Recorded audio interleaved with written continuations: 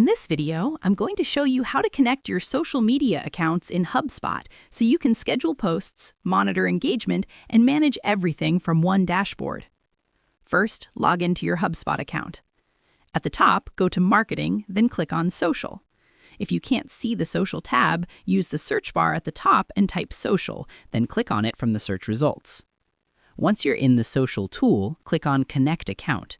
You'll see options for different social platforms like Facebook, Instagram, LinkedIn, and Twitter. Choose the account you want to connect and follow the on-screen instructions to log in and authorize Hubspot.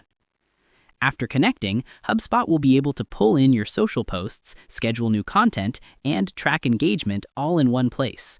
You can repeat this process to connect multiple accounts and manage them from the same dashboard. That's it.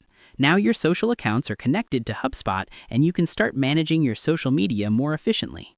If this video helped you, don't forget to like, subscribe, and check the links in the description for more Hubspot tutorials. See you in the next one.